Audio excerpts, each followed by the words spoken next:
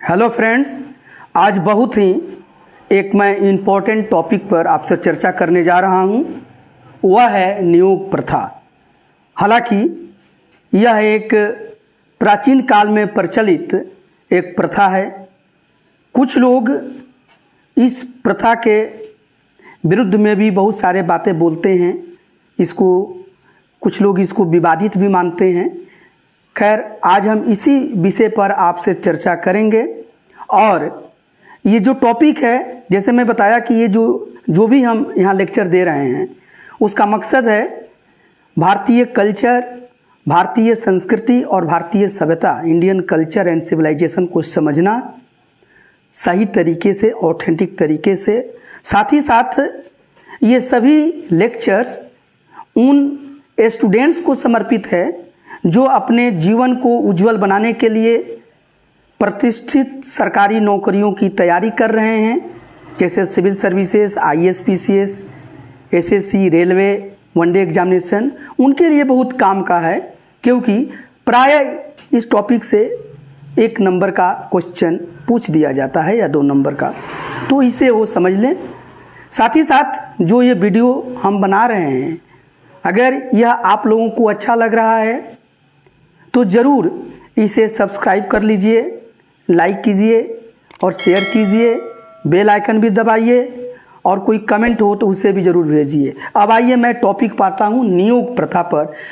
सबसे पहले इसका स्रोत कहाँ है, क्या है, सोर्स कहाँ ये पाया, मतलब किस ग्रंथ में वर्णित है। कई ग्रंथों में वर्णित है, लेकिन जिन ग्रंथों में इसे प्रमुखता से इसका चर्चा किया गया है, स्पष्टता से इस पर लिखा गया है, वह है मनुस्मृति और महाभारत के दृष्टांत हैं, जो कि आपको हम उदाहरण के तौर पर देंगे और आपको समझ में आएगा। अब यह प्रथा है क्या? एक्चुअली यह प्रथा जो है, अगर किसी स्त्री को कोई संतान नहीं है और उसका संतान नहीं होने का कारण, अगर उसका पुरुष है और पुरुष इसमें समर्थ नहीं है को संतान उत्पन्न कर पाए, या वह पुरुष कहीं बाहर चला गया, 8 वर्षों तक वहाँ से वापस नहीं आया और संतान की नितांत ज़रूरत है, तो इस प्रथा को अपनाया गया। मतलब ये जो प्रथा है, एक तरीके से इसकी जो ज़रूरत पड़ी वह अंतिम विकल्प के रूप में पड़ी है। जब कोई रास्ता नहीं है किसी बेसहारा के, अगर कोई औरत विधवा है, उसको सहारा देने वाला कोई नहीं है, तो उस अवस्था में भी अंतिम विकल्प के रूप में इस नियोग प्रथा को जो उस समय के ग्रंथ हैं और उस समय के शास्त्रकार हैं, कानूनविद हैं, वो इसको मान्यता देते हैं। और इसको आपद धर्म भी कहा जाता है। हमारे यहाँ एक धर्म है जो बिल्कुल हम धार्मिक रास्तों पर चल रहे हैं, एक जो है वह अधर्म है जो गलत रास्ते पर चलते हैं, और एक आपद धर्म है। यह अगर विपत्ति काल में, आपदा काल में जब कोई रास्ता नहीं है तो आदमी धर्म के मार्ग को भी छोड़ता है और वहाँ पर उस चीज़ को काम करता है। तो इसको आपद धर्म माना गया है। और इसमें माना गया है कि अगर कोई स्त्री है, उसको कोई संतान नहीं है और उसका कुल खानदान या वंश आगे बढ़ने की कोई संभावना नहीं है, या कोई राजवंश है, उसमें अगला कोई राजा आने वाला ही नहीं है, या कोई विधवा औरत है, उसको सहारा के लिए कोई नहीं है, तो उस अवस्था में यह व्यवस्था की गई है कि देवर या समगोत्री अपने गोत्र में ही, या किसी सम्मानित और स्वस्थ व्यक्ति के सहयोग से वह संतान को प्राप्त कर सकती है औरत।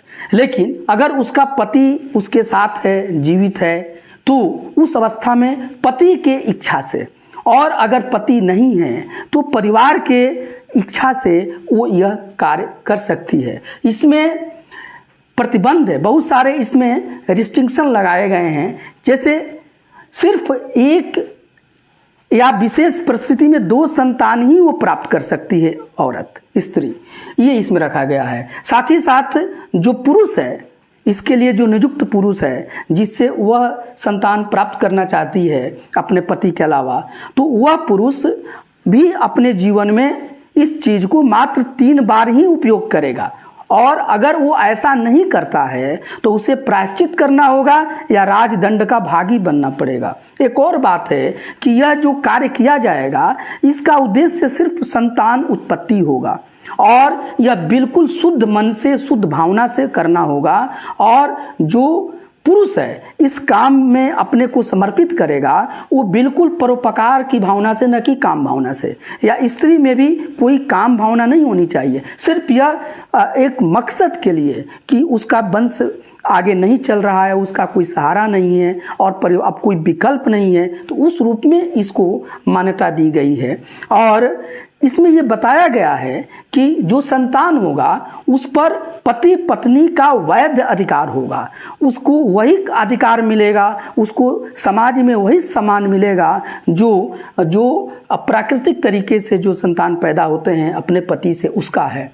इसमें जो नियुक्त पुरुष है जो कि पति नहीं है उस औरत का और उससे वो संतान मिल रहा है, तो उस संतान पर उस पुरुष का कोई अधिकार नहीं रहेगा और वह पुरुष कोई उस संतान से कोई संबंध नहीं रखेगा, बिल्कुल उससे दूर रहेगा। साथ ही साथ इसमें बहुत गोपनीयता की भी बात की गई है। और यह जो प्रथा है उस समय इसी भावना से इसको लाई गई। हालांकि बाद में पाया गया बहुत कि कुछ लोग इसका दुरुपयोग किए, तो कोई भी नियम कानून बनता है तो उसका दुरुपयोग गलत चीज़ है, लेकिन यह इस परिस्थिति में किया गया। इसका जो उदाहरण है यहाँ पर, जैसे ये जो हम महाभारत में पाते हैं कि जो कौरव लोग हैं हस्तिनापुर, वहाँ पर ये कहानी है कि वहाँ पर शांतनु, हालांकि उनकी एक शादी तो गंगा जी से भी हुई थी जिससे पुत्र भीष्म पितामह हुए, और एक और शादी वह सत्यवती से करते हैं और उनसे उनको जो पुत्र प्राप्त होते हैं चित्रांगद और विचित्रवीर्य।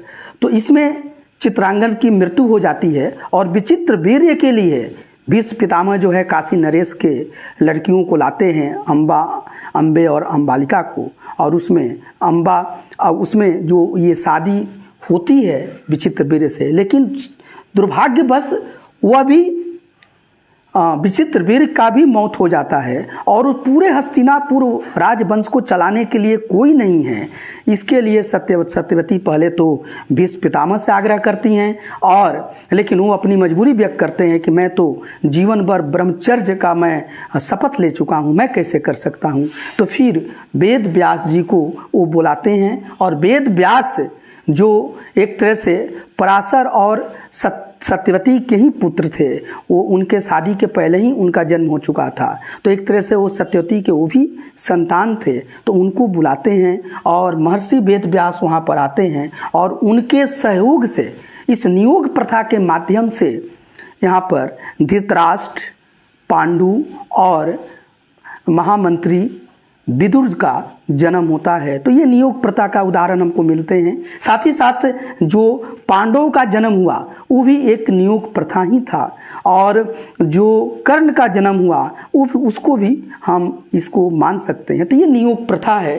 ये सिंपल यही है कि अगर पति सक्षम नहीं है या तो उसका एक्सीडेंट हो गया है या उसको चोट आ गई है या वो नपुंसक है या किसी रोग हो गया है और वो संतान उत्पन्न करने में सक्षम नहीं है, तो और उस परिवार को इसकी ज़रूरत है, तो वहाँ पर इस प्रथा को अपनाया जाता था। लेकिन इसमें सिर्फ एक ही संतान या विशेष परिस्थिति में 2 संतान की इजाज़त थी, और या पति विधवा औरत है उसका कोई सहारा नहीं है तो उसके लिए इसको अपनाया जाता था। तो यही इसकी वास्तविक रूप है।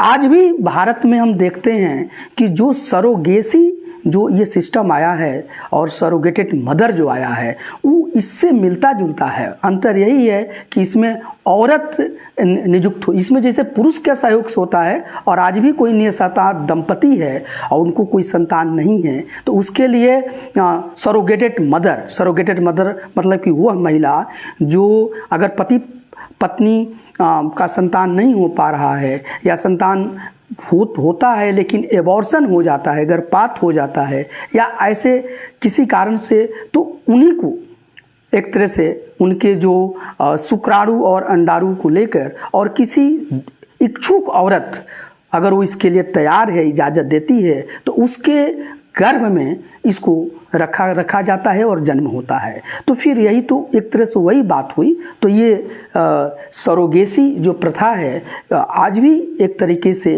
उसको हम लोग मान्यता देते हैं। हालांकि ये दो है, एक ट्रेडिशनल है, एक जेस्टेशनल है। तो इसको हम सरोगेसी पर एक अलग से हम लेक्चर देंगे, एक वीडियो बनाएंगे। और इस प्रथा को हमारे भारत सरकार ने भी सरोगेसी रेगुलेशन बिल 2020 में पास किया है, और इसमें भी कुछ लोग दुरुपयोग करने लगे व्यवसायिक दृष्टि से, तो उसके लिए कड़ा प्रतिबंध किया गया है।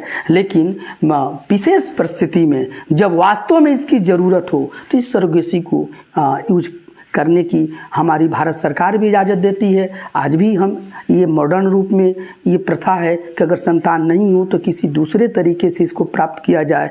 तो और ये नियुक्त प्रथा और सरोगेसी को हमने इसलिए चर्चा किया, और इस पर हमने देखा कि जब इस पर हम वीडियो बनाने का सोचे तो देखे कि बहुत लोग इस पर कुछ अपना इसके लिए बहुत नेगेटिव विचार भी रखते हैं। लेकिन हम उस समय की परिस्थिति और विशेष परिस्थिति में यह अंतिम विकल्प के रूप में इसको रखा गया है, और सामान्य परिस्थिति में ये समाज नहीं बोलता। इसलिए इस नियुक्त प्रथा को लेकर हिंदू समाज को एक तरीके से मतलब लांछित करना ये बहुत न्याय नहीं होगा। ये विशेष परिस्थिति में कारणवश इसको लाया गया है, और यह अंतिम विकल्प है। और अगर कोई रास्ता नहीं है तो नियुक्त प्रथा है। तो फिर समझ जाइए नियुक्त प्रथा क्या है। ये एक ऐसा प्रथा है जिसमें अगर पति जिंदा है और किसी कारण से, रोग के कारण, चोट के कारण, किसी भी कारण से, किसी कमी के कारण वह अपना स्वयं संतान उत्पन्न नहीं कर सकता है, तो उसके